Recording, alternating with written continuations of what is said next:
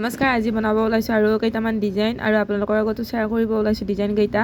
তো এইটো এটা আমি নতুন ডিজাইন ট্ৰাই কৰিছোঁ। এইটো ডিজাইন আমি সৰু চলি বনাই আছোঁ, মানে সৰু চলি কেক হয় এইটো, মানে অলপ বেলেগ টাইপৰ অৰিঅ' বিস্কুটত আমি ফণ্ডাণ্ট দি কিনে এই চকুকেইটা কৰিছোঁ আৰু কাণ দুখনো কৰিছোঁ। তো ফাইনেল লুকটো হৈছে এইটো। কেনেকুৱা লাগিছে কমেণ্ট কৰিব। তো এইটো এটা আমাৰ ব্লেক ফৰেষ্ট কেক, কেনেকুৱা লাগিছে ক'ব।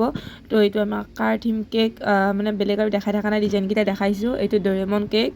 এইটো এটা ঘৰত খাবৰ কাৰণে বনাইছিলে আধা কেজিৰ, আৰু এইটো আমাৰ 6 ইঞ্চত বনাইছোঁ। আৰু এই কেকটো আমি 6 ইঞ্চত বনাইছোঁ আৰু আধা কেজিতকৈ যিহেতু অলপ বেছি আছিলে। তো ডিজাইনকেইটা ভাল লাগিল নে নালাগে কমেণ্ট কৰি জনাব। এইটো আমাৰ পিংক কালাৰতে বনাইছোঁ, ষ্টাৰ নজলেৰে ওপৰৰ ৰ'জকেইটা বনাইছোঁ। তেওঁলোকে মানে নিজে চিলেক্ট কৰিছিলে এই ডিজাইনটো। ইফালে আমি ফইলিং পেপাৰ দিছোঁ গল্ডেনৰ।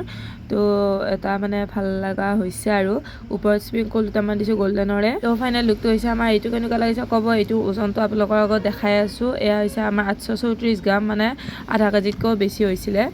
আৰু এইটো হৈছে আমাৰ 5 ইঞ্চত বনাইছিলোঁ।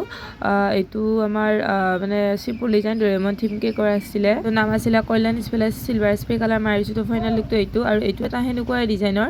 তো টপাৰকেইডাল আমি বেলেগ কৰিছোঁ। তো গোটেইকেইটা ডিজাইন কেনেকুৱা লাগিছে কমেণ্ট কৰিব। তো আজিৰ কাৰণে বাই বাই, ৰাধে ৰাধে।